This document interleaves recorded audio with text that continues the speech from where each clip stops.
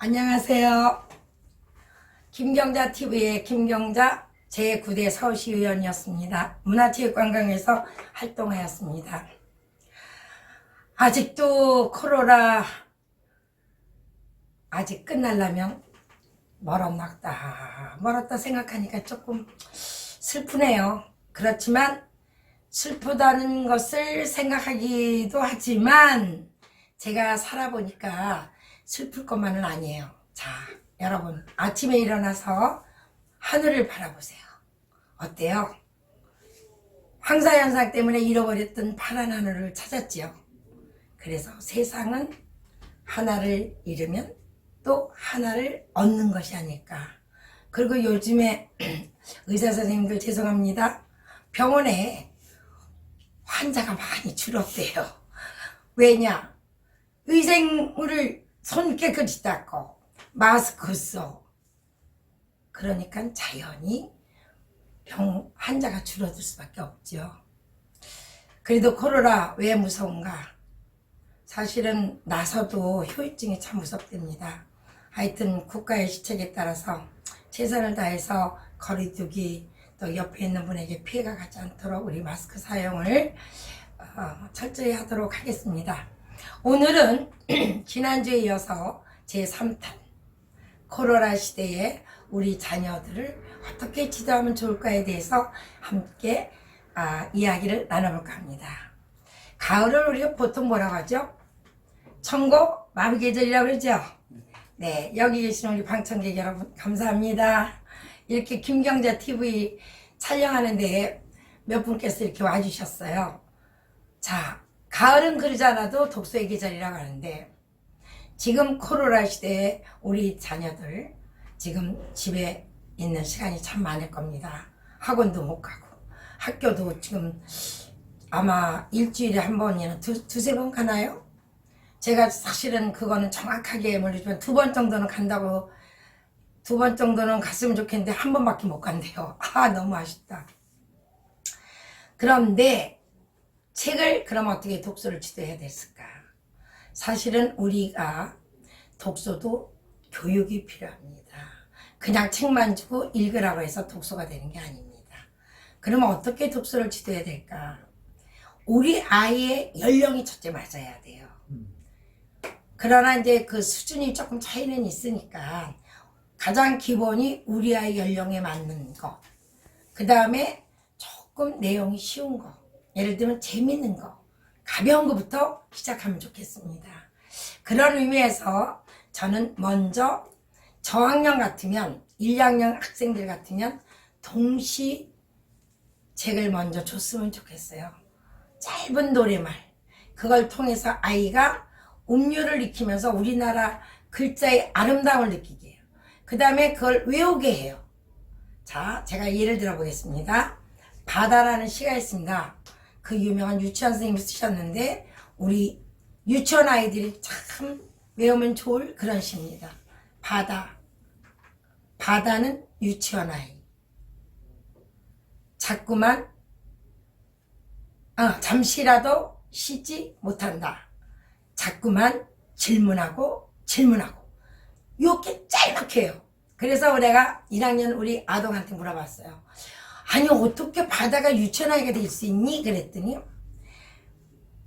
그리고 바다가 어떻게 질문을 하니? 그랬더니 한 아이가 손을 탁 들면서 하는 얘기가 뭔지 아십니까? 선생님, 바다는 파도 치잖아요. 철썩 그 철썩 파도 치는 게 질문하는 거예요. 천재 아닙니까? 우리가 1학년 아이 만으로 6세 아이가 그 동시를 보고 작가가 바다는 유치원 아이라고 했어요. 자, 유치원 아이 특징이 뭡니까? 쫓아다니면서 질문하죠? 엄마, 해는 왜 저 동쪽에서 떴다는데 왜 어디로 가? 밤에는 또 어디로 숨어? 얼마나 질문했습니까? 엄마, 나는 어디서 났어? 이런 질문까지. 얼마나 질문을 많이 합니까? 근데 그 1학년 아이가 그 얘기를 하는 거예요. 그래서 예를 들면 책을 읽는데 책을 짐이 돼서는 안 됩니다. 그리고 책을 사주실 때 꼭 아이 손을 잡고 가세요. 요새는 문고도 우리나라 대형 문고가 생겼는데 뭐 꼭 어디 문 거라고 하기는 그렇지만 놀이터 같아요. 진짜 아이들 놀이터도 있고 거기 가면 여러 가지 우리 아이에게 필요한 것들을 많이 팔더라고요. 그래서 한번 나들이 겸 책도 우리 아이가 읽고 싶은 책을 먼저 고를 수 있도록 해주는 것도 좋겠고요. 그래서 독서 지도를 좀 해주셨으면 좋겠습니다. 근데 어떤 분은 이런 말씀을 하세요. 왜 독후감을 써요? 그리고 아이들이 부담스러워해요. 그래요. 근데 그렇게 부담스러운 독후감 쓸 필요가 없어요.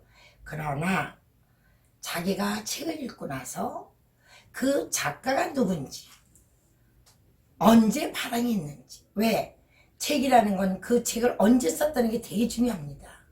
그 글 속에, 책 속에 있는 거는 시대상을 반영할 수도 있거든요. 그 다음에 거기에 간단하게 주인공에 대한 거, 자기의 생각 정도를 집어넣은 거지. 무슨 독후감이 꼭 무슨 뭐 엄청나게 무슨 문학적에서 무슨 독후감대에 상 받기 위해서 우리가 바로 교육을 잘못 시킨 것이 무엇인지 아십니까? 상 받기 위해서 공부를 시킨 거예요. 엄마들은 또 상 받아오면 좋아했어요.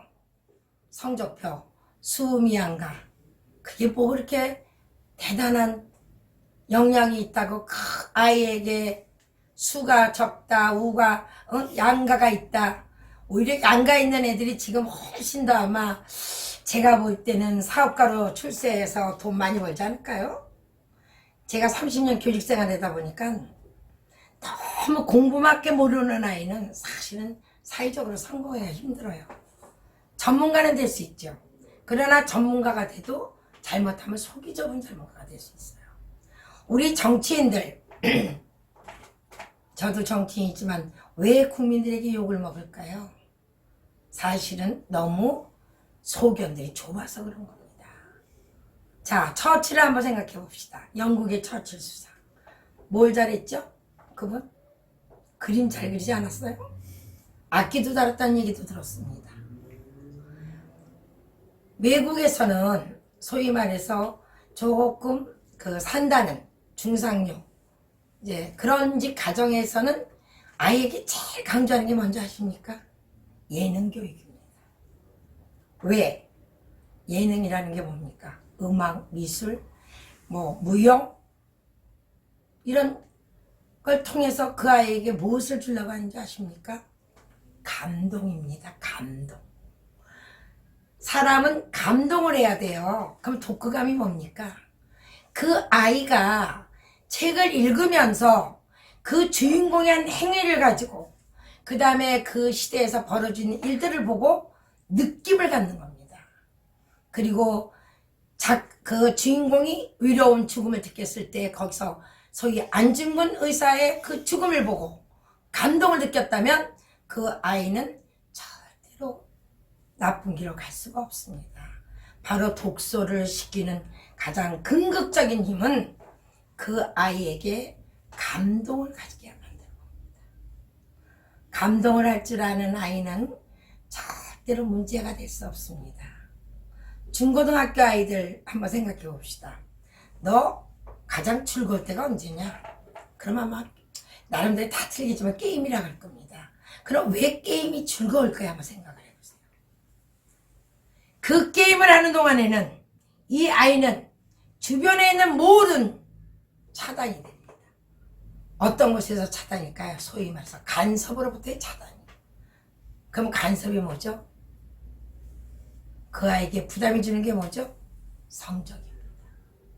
근데 우리 학부모님들은 우리 자녀에게 어떤 성적을 원하십니까? 비교예요, 비교. 왜 1등을 찾습니까? 0점에서 1점만 맞아도 1등이에요. 걔는 99점이 있는데도 100점 맞아 1등이죠. 근데 다 99점이야. 99점이 잘못했습니까? 아니죠. 99점이 꼴등이에요. 비교를 한다는 겁니다. 그러니까 아이들이 게임할 때는 완전히 자기만의 세계니까 얼마나 즐거워합니까? 게임 나쁜 거 아닙니다. 게임을 통해서 창의력도 배울 수 있고요. 집중력도 배울 수 있고요. 논리도 배울 수 있고요. 많은 걸 배울 수 있어요. 단 소위 말해서 게임에 눈 뜨고 잠들 때까지 게임을 한다면 그 삶은 어떻겠습니까? 그래서 우리가 근데 게임은 어떤 점이 조금 불안합니까? 중독입니다. 근데 게임만 중독입니까? 스마트폰은 중독 아닙니까? 애가 잠시라도 못 뛰어 스마트폰. 독서도 잘못하면 중독되면 안 돼요, 사실은. 저 어렸을 때요, 동네에 어떤 분이 정각인데 잘생겼는데 책 들고 다니면서 막 이러고 돌아다녀. 동네 사람들이 그러시더라고요. 공부를 너무 많이 해서 머리가 좀 총각이라고.